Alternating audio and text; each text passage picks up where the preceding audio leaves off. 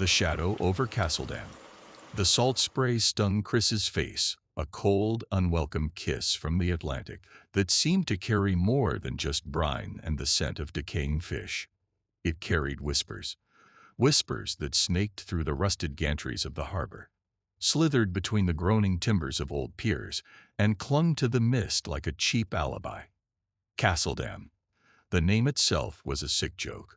This town, anchored precariously to the coastline like a barnacle to a forgotten hull, 50 miles from the garish glare of the city. This was supposed to be a quiet place, a place to lick your wounds, a place where the shadows were just shadows.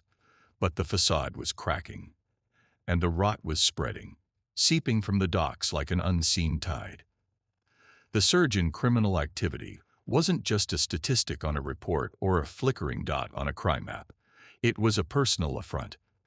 Every illicit shipment unloaded under the cloak of night, every clandestine deal struck in the brackish gloom, felt like another nail in Crystal's coffin. Still reeling from her death, the chaos gnawing at the edges of his grief, Chris saw it all with a clarity that bordered on obsession. His tragedy had sharpened his senses. The space Crystal once filled had become a quiet ache he carried everywhere, a reminder of what the syndicate had taken from him. And the town felt the same, hollowed out, dimmer than it used to be. The air was thick with salt and secrets, a heady mix of despair and danger. The darkness creeping through Castledam felt more real than the sea fog that rolled in each night, a greasy shroud that muffled sound and blurred the edges of everything. It was a darkness he understood, a darkness that mirrored the one festering inside him. He walked the docks, the splintered wood groaning beneath his worn leather soles, the skeletal remains of fishing boats listing precariously in the oily water. Each crake of metal, each distant clang, was amplified in the oppressive quiet. This was the belly of the beast, the circulatory system of the syndicate's operation. They were flooding Castledam with something more insidious than just contraband.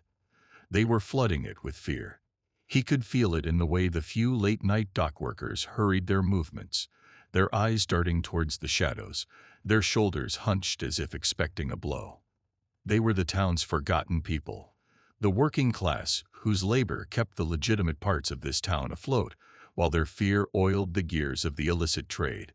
A hulking freighter, its silhouette a jagged scar against the bruised twilight sky, was tied up at Pier 7.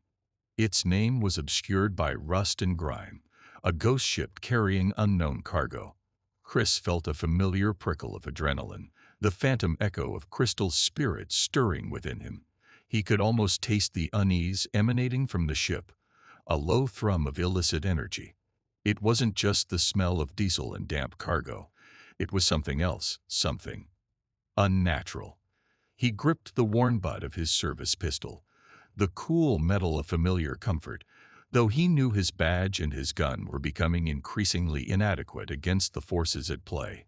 He remembered Crystal's laugh, a sound like wind chimes on a summer breeze, a stark contrast to the rasping cough that had become the soundtrack to his life since she was gone.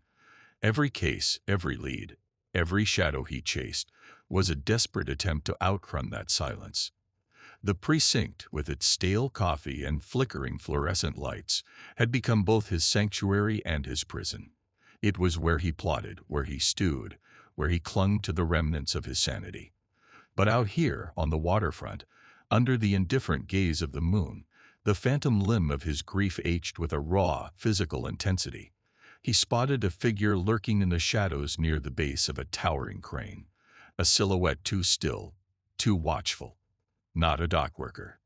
This was someone with intent, someone with a purpose that didn't involve hauling nets or patching sails.